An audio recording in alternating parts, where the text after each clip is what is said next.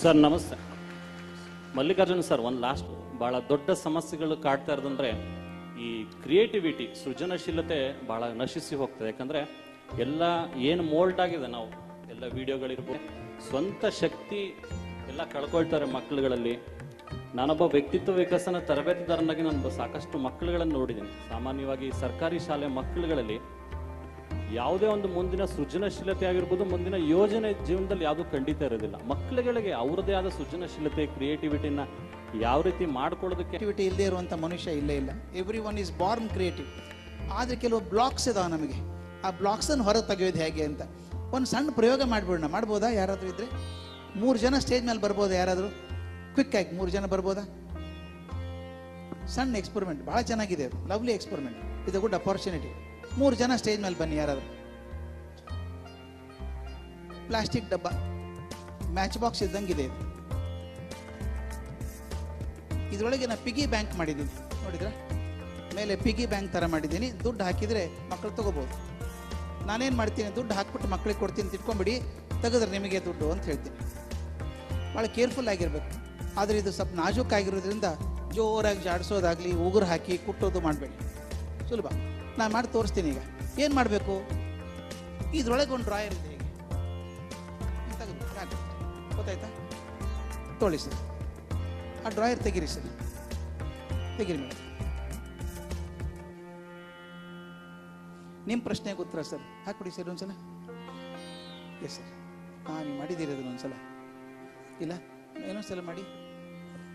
ಅದನ್ನು ಕೊಡಿ ಸರ್ ಇವ್ರಿಗೆ. ಅದೇ ಹೇಳಿದೆ ಬೇಡ ಅಂತ.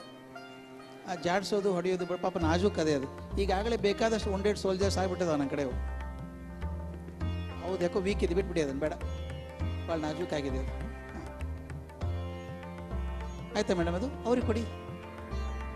ಹೌದಾ? ಇನ್ನೊಂದ್ಸಲ ತೋರಿಸ್ಬಿಡ್ಲಾ ನಿಮಗೆ? ಕೇರ್ಫುಲ್ಲಾಗಿ ನೋಡ್ಕೊಳ್ಳಿ. ಇದು ಪಿಗಿ ಬ್ಯಾಂಕ್ ಮರಿಬಾರ್ದು. ಈ ಪಿಗಿ ಬ್ಯಾಂಕ್ ಮರೆತರೆ ಬರಲ್ಲ. ಬಹಳ ಸುಲಭ ತೆಗೆಯೋದು, ತುಂಬ ಸುಲಭ. ಹಾಂ, ಕರೆಕ್ಟ್ ಕರೆಕ್ಟ್ ಕರೆಕ್ಟ್. ಹಾಕ್ಬಿಡಿ ಪತ್ತೆ.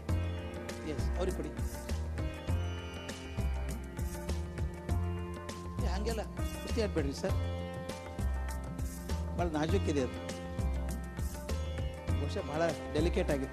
ಕೊಡಿ. ಇಲ್ಲ ಮೇಡಮ್, ಇದನ್ನು ನೋಡಿ ಸರ್, ಅದು ಬಿಟ್ಬಿಡಿ ಅದನ್ನು. ಇದು ನೋಡಿ, ಇದು ಪಿಗಿ ಬ್ಯಾಂಕ್ ಇದೆಯಲ್ಲ, ಪಿಗಿ ಬ್ಯಾಂಕ್ ನೋಡ್ತಿದ್ರೆ ಬಂದ್ಬಿಡುತ್ತೆ ನಿಮ್ಗೆ ಅಷ್ಟೇ, ಮತ್ತೊಂದೇನಿದೆ. S, correct.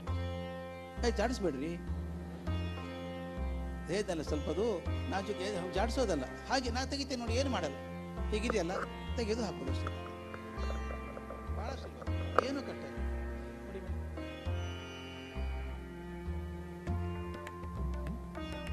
ಇದು ದಯವಿಟ್ಟು ನೋಡಿ, ಇದು ಪ್ರಶ್ನೆ ಅವ್ರಿಗೆ ಉತ್ತರ ಆಗಿರುವಂಥದ್ದು. This is called problem of perception ಅಂತ. ನಾವು ನೋಡುವಂಥ ದೃಷ್ಟಿ ಬೇರೆ ಆಗಬೇಕು. ಸೃಜನಶೀಲತೆ ಅಂದರೆ ಮತ್ತೊಂದು ಹೊಸದೇನಲ್ಲ. ಎಲ್ಲರೂ ನೋಡು ಹಂಗೆ ನಾನು ನೋಡಿದರೆ ಅದಾಗಲ್ಲ. ಭಾಳ ಹಳೆ ಜೋಕಿದೆ. ಇಬ್ಬರು ಚಪ್ಪಲಿ ಮಾರೋಕ್ಕೆ ಹೋದ್ರಂತೆ ಆಫ್ರಿಕಾಕ್ಕೆ. ಒಬ್ಬ ಇಂಗ್ಲೆಂಡಿಂದ, ಒಬ್ಬರು ಅಮೇರಿಕಾದಿಂದ ಹೋದಂತೆ. ಇಂಗ್ಲೆಂಡ್ ನೋಡಿದವ್ರು ಯಾರೂ ಚಪ್ಪಲಿನೇ ಹಾಕ್ಕೊಳ್ಳಲ್ಲ. ಯಾರು ತಕ್ಷಣ ಫೋನ್ ಮಾಡಿದ, ಚಪ್ಪಲಿ ಕಳಿಸ್ಬೇಡಿ, ಇಲ್ಲೊಬ್ಬರು ಚಪ್ಪಲಿ ಹಾಕ್ಕೊಳ್ಳಲ್ಲ ಅಂತ. ನಾನು ಅಮೇರಿಕನ್ ಫೋನ್ ಮಾಡಿದೆ, ಜಾಸ್ತಿ ಚಪ್ಪಲಿ ಕಳಿಸಿ, ಬೇಕಾದ್ರೆ ಯಾರೂ ಹಾಕ್ಕೊಳ್ಳಲ್ಲ ಚಪ್ಪಲಿ ಇಲ್ಲಿ ಅಂತ. ಯಾರು ಹಾಕ್ಕೊಳ್ಳೋದು ಬೇಕಾದಷ್ಟು ಮಾರಾಟ ಇದೆ ಅಂತ. ಅವನಂತಾನೆ ಯಾರು ಹಾಕ್ಕೊಳ್ಳೋದು ತೊಗೊಂಡು ಏನು ಮಾಡ್ತಾರೆ ಅಂತ. ಅವನು ನೋಡೋ ರೀತಿ ಒಳಗೆ ಆಗುವಂಥದ್ದು. ಇಲ್ಲಿ ಸಿಂಪಲ್ ಆಗಿರೋದು ಹೇಳ್ಬಿಡ್ತೀನಿ, ಟೈಮ್ ಇರೋದ್ರಿಂದ. ಇದು ದೊಡ್ಡದಲ್ಲ, ಇದು ಸುಲಭ ಆಗಿರೋದು. ಯಾಕೆ ಬಂತು ಅಂದರೆ ಸ್ವಲ್ಪ ಲೂಸ್ ಆಗಿದ್ದಾವೆ. ಇದು ಭಾಳ ಕಷ್ಟ ಇದೆ ಮಾಡೋದು, ಸುಲಭ ಇಲ್ಲ ಇದು. ಇದೇನಾದರೂ ಬರಲ್ಲ, ಪಾಪ ಅವ್ರು ತಪ್ಪೇನು ಮಾಡಲಿಲ್ಲ, ಅವ್ರ ಕೈಯಲ್ಲೇ ಕೊಟ್ಟಿದ್ದೀನಿ, ಬರೋದು ಕಷ್ಟ ಅದು. ಇದು ನಾ ಕಲ್ತದ್ದು ಹೇಗೆ ಅಂದರೆ, ನಾವು ಎಷ್ಟೋ ಸಲ ನಮ್ಮ ಮೂರ್ಖತನದಿಂದ ಕಲ್ಕೋತೀವಿ. ನಾನು ಅಮೇರಿಕಾಗೆ ಫಸ್ಟ್ ಟೈಮ್ ಪಾಠ ಮಾಡೋಕ್ಕೆ ಹೋದಾಗ, I was a young fellow, just 23 and I went to teach in university. ಅಲ್ಲಿ ಹೋದಾಗ ಒಂದು ಮನೆ ಕೊಟ್ಟಿದ್ರು ನನಗೆ. ಸಾಯಂಕಾಲ 7 ಗಂಟೆಗೆ ಹೋದೆ, ಕತ್ಲೆ ಇತ್ತು. ನಾನು ಇಂಡಿಯಾದಲ್ಲಿ ಹುಟ್ಟಿ ಬೆಳೆದವನಾದ್ರಿಂದ ಪವರ್ ಶಟ್ ಡೌನ್ ಅಭ್ಯಾಸ ಇದೆ ನಮಗೆ. ಅವನು ಕೇಳಿದೆ, ನೋ ಪವರ್ ಅಂದೆ. ಅವನಿಗೆ ಪವರ್ ಹೋಗಿ ಅಭ್ಯಾಸ ಇಲ್ಲ. What you mean by no power ಅಂದ. ನೋ ಪವರ್ ಅಂದೆ. ಸ್ವಿಚ್ ಆನ್ ಅಂದ. ಸ್ವಿಚ್ ಪಕ್ಕನೇ ನಿಂತಿದ್ದೀನಿ ರೀ, ಎಲ್ಲ ಸ್ವಿಚ್ ಅಲ್ಲೇ ಇದ್ದಾವೆ, ಎಲ್ಲ ಆನೇ ಇದ್ದಾವೆ, ಲೈಟೇ ಇಲ್ಲ. ಆಲ್ ಆರ್ ಆನ್ ಅಂದೆ. How do you say on? ಅವ್ನು ಸರ ಬಂದ, ಅವ್ನು ಡುಮ್ಮ ಬಂದ್ಬಿಟ್ಟು ನೋಡಿದ, what is on? All are off ಅಂತ.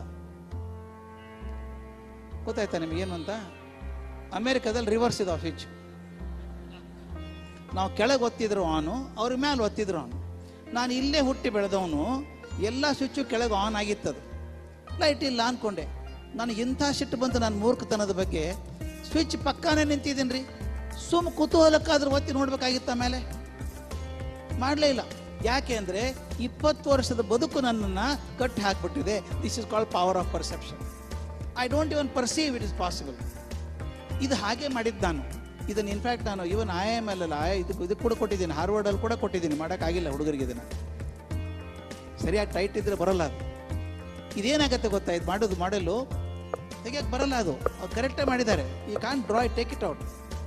ಅದಕ್ಕೆ ನಾನೇನು ಮಾಡಿದೆ, ನಮ್ಮ ಕಣ್ಣು ಮುಂದಿರುವಂಥ ವಸ್ತುಗಳು, ಬಾಗಿಲಾಗಲಿ ಕಿಟಕಿ ಆಗಲಿ ಡ್ರಾಯರ್ ಆಗಲಿ ತೆಗಿಯೋದು ಹೆಂಗೆ ತೆಗಿತೀರಿ? ಸೆಂಟರ್ದಲ್ಲಿ ಒಂದು ಹ್ಯಾಂಡ್ಲ್ ಇದೆ ಅಥವಾ ಸೈಡ್ ಹಿಡಿದು ತೆಗಿತೀವಿ. ಮೂಲೆ ಹಿಡಿದು ತೆಗಿಯುವಂಥದ್ದು ಯಾವುದಾದ್ರೂ ಇದೆಯಾ? ಯಾವುದೂ ಇಲ್ಲ ನಮ್ಮಲ್ಲಿ. ಅದಕ್ಕೆ ನಾನೇನು ಮಾಡಿದೆ, ಇದರಲ್ಲಿ ಮೂಲೆ ಹಿಡಿದು ತೆಗಿಯುವಂಥದ್ದು ಮಾಡಬೇಕು. ಅಪೋಸಿಟ್ ಕಾರ್ನರ್ ಹಿಡ್ಕೊಂಬಿಡಿ, ತೆಗೆದ್ಬಿಡಿ. ಅಪೋಸಿಟ್ ಕಾರ್ನರ್ ಈಗ ಮಾಡಿ ಈಗ opposite corner. Yes yes, so easy.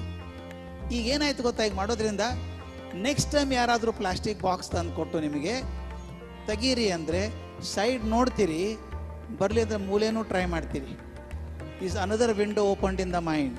V have to do that for children in the classroom. ಮಕ್ಕಳಿಗೆ ಏನು ಮಾಡಬೇಕು, ತಿರ್ಗಾ ಮುರುಗೆ ಹೇಳಿದ್ದೇ ಹೇಳಿ ಅದೇ ಪಾತಲ್ಲೇ ಹೋಗ್ತಾರೆ ಹುಡುಗರು. This is called power of perception. ಆ ಪರ್ಸೆಪ್ಷನ್ ಬೀಟ್ ಮಾಡಬೇಕು ಅಂತ 100 ಮಾಡಿದ್ದೀನಿ, ಸುಖೇಶ್ ಗೊತ್ತಿದೆ. ಒಂದು 100 activities have created. How to remove this power of perception, how to remove emotional blocks, perceptual blocks, habitual blocks. ಒಂದು ಸಣ್ಣ ಪ್ರಯೋಗ ಮಾಡೋಣ, ಕ್ವಿಕ್ಕಾಗಿ ಮಾಡಿಬಿಡಿ ನೋಡೋಣ. ಎಲ್ಲರೂ ಬುದ್ಧಿವಂತರಿದ್ದೀರಿ, ಭಾಳ ಪ್ರಯೋಗ ಬೇಕಾಗಿಲ್ಲ. Think of any number between 1 and 9.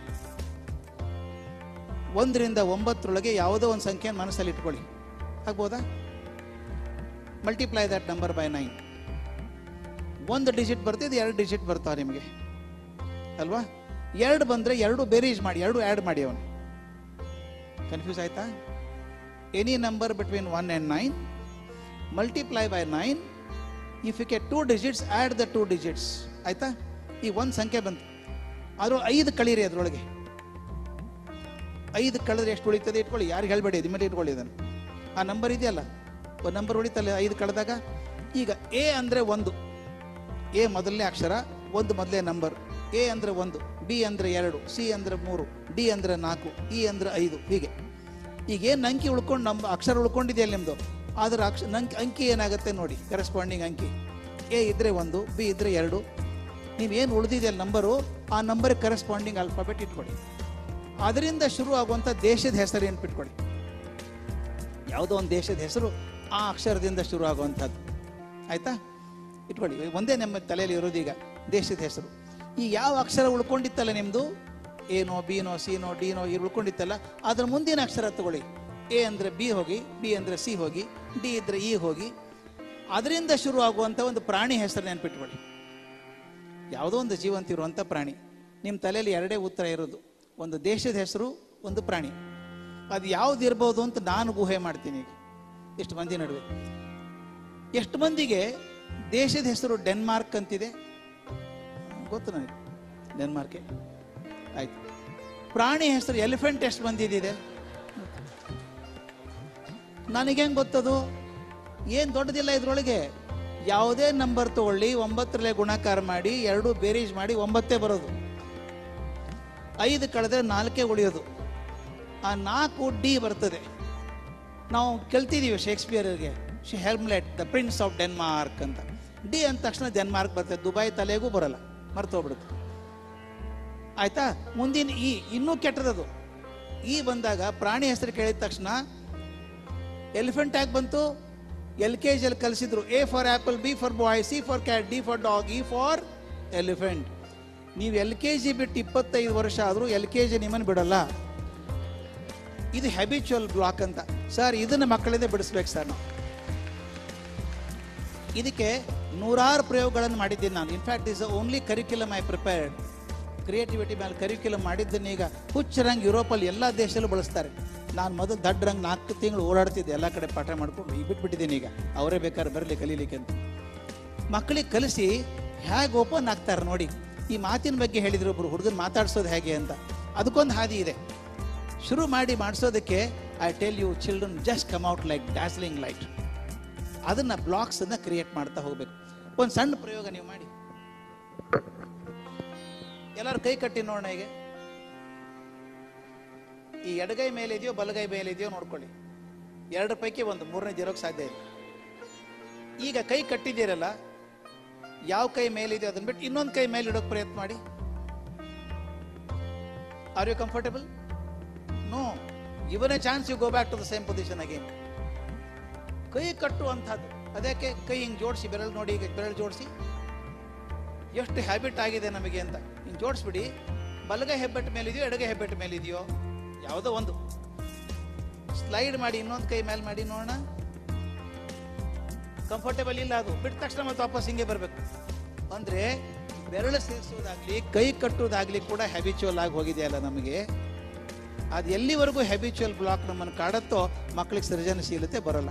ಅದನ್ನು ಬಿಡಿಸೋಕೆ ಬೇಕಾದಷ್ಟು ಹಾದಿ ಇದ್ದಾವೆ. Some of these activities you can try. Thank you ma'am. Thank you so much.